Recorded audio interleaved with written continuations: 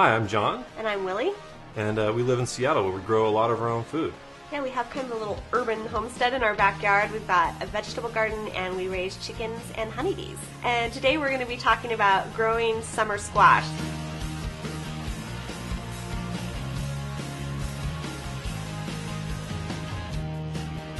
So today we're going to demonstrate how to grill zucchini because, you know, a lot of times it's pan fried, but I think grilling it adds a nice smoky flavor. And the recipe kind of has a little bit of a Greek theme because we put feta cheese and mint over the top.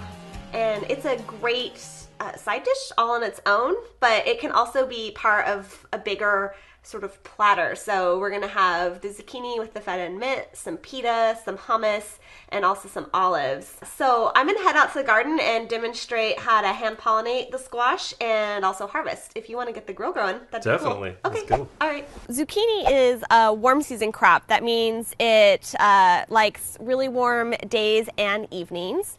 And I have a zucchini here. It's an 8-ball zucchini, and it has little round zucchinis. 8 balls the variety. So one thing that happens with zucchini is that they have male flowers and female flowers. And the way you can tell the difference is that male flowers have a stigma, which is this cone-shaped plant part in the middle that's covered with pollen, and a straight stem behind. And female flowers have a little baby zucchini or squash behind them.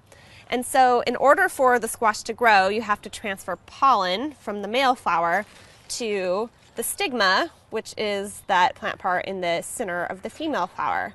So usually bees do that, but if a bee doesn't pollinate your squash, what happens is you get something that looks like this. It was a squash that looked like it was growing fine, and then it just shriveled and fell off the plant. And that's just a lack of pollination. So the best way to avoid that is if you hand pollinate your plants. So what you do to hand pollinate is you pick off a male flower, peel back the petals, and then you take the female flower and you open it up so that you expose the stigma. And then you get in there and you just rub some pollen on the female flower stigma, and you can use 1 male flower for every 3 female flowers. The key to make sure that you don't have more zucchini than you can eat is to harvest them when they're really small. You can harvest zucchini 2 ways. With this zucchini here, it's kind of hard to get in there with my knife and cut it off. So what I'm going to do is just grasp it firmly and then twist it clockwise, and that'll disengage it from the plant. You can also get in with a knife and saw it off like that and make a nice clean cut. And once you get your plants harvested, you can go ahead and take off the squash blossom. All right, so I've harvested a couple zucchini, and I have some inside that I harvested earlier this week. So I'm just gonna go ahead and go into the kitchen and wash these and get them ready to grill. So I'm slicing the zucchini into about 3/4 inch to 1 inch slices. And as you can see, the zucchini, it's just barely started to form seeds. If you cut into a zucchini and you see big full-on seeds, you probably want to set that aside and use it for zucchini bread or something. For the marinade, just want to put the 3 teaspoons of white wine vinegar, the garlic clove that's been pressed, the zest of the lemon, a nice big pinch of salt, or 2, and some freshly ground pepper into a bowl, and whisk all that together till the salt starts to dissolve, and then slowly pour in the oil and just give it a good whisk and pour it over the zucchini. Spread it around, flip the zucchini slices over so that they're coated in the marinade. And then we're just gonna cover this up with plastic wrap and stick it in the fridge and let it marinate for at least 4 hours. You can let it marinate overnight. And you just want to occasionally pop into the fridge and flip everything over.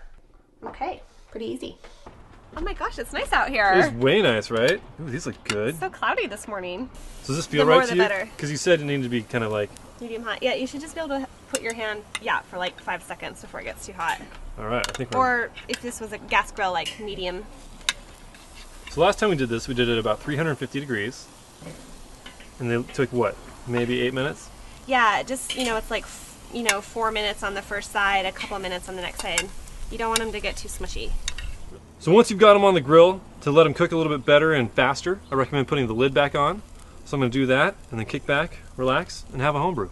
So this is checking in on the zucchini, and I'm flipping them over. I'm looking for this faint level of grill mark, just like in this one here. And I might want to move them around a little bit, as the middle of my grill cooks a lot hotter than the sides. So you want to make sure that you're getting a nice, even grill. So I really like this one. It's got the grill marks on both sides.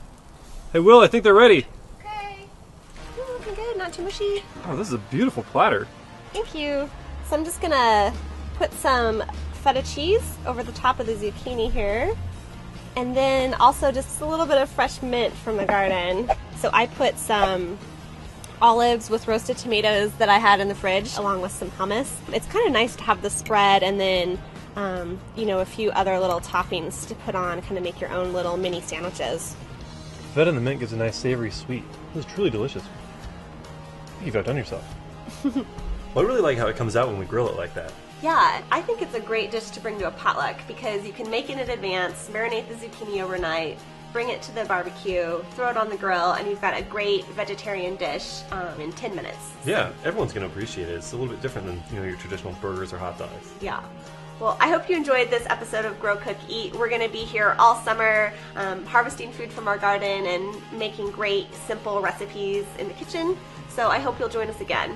And we want to hear your comments, so if you have any recommendations or changes to our recipes, by all means, share them.